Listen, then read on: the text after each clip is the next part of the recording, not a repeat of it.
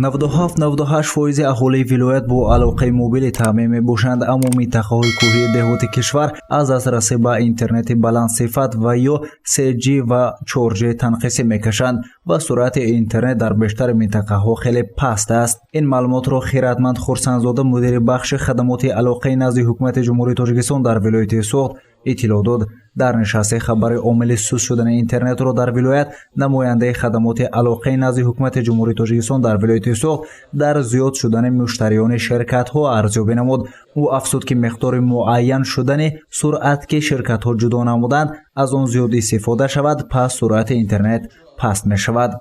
нисбати суръати интернет баъзе минтақаҳо аз сабаби ҳолатҳои технике ки мешавад ба итмом мерасад, қисман аз муроҷиати шаҳрвандон ва ғайра гурӯҳҳои махсусе ҳаст ки дар яъни 3 соат то 4 соат 5 соат бартараф карда мемонанд. Дигар тарафҳое ки зиёдшавии кам шудани суръат, зиёдшавии муштариён аз миқдори муайяншудае ки мисол ба инобат гуфта аз типи ширкатҳоро мешавад.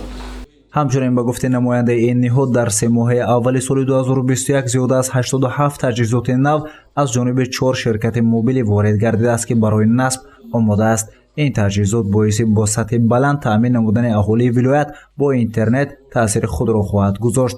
пайдоиш ва авҷ гирифтани бемории коронавирус ба нақшаи баланд кардани алоқаи мобилӣ дар соли 2020 мушкилӣ эҷод намуд.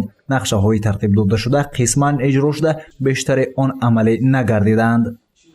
бо дар нақша ҳаст шикли қайд кардем пешин аз ҳавоқатӣ зиёда аз 87 адад таҷҳизот насб мешавад, аксарiyаташ дар деҳот. аз сабаби 2020 сарҳадҳо маҳкама тамом таҷҳизоти мо аз хориҷа мекунад, ширкатҳо вайрон мекунанд, аллакай қисман расидааст барои ҳамаи шабакаҳои гурӯҳҳои махсус ҳаст ки ҷиҳати чен кардани мавҷи мобилӣ дар ноҳияҳо ҳар рӯза фаъолият карда мегарданд. аммо пасттарин ноҳияҳоест ки мисол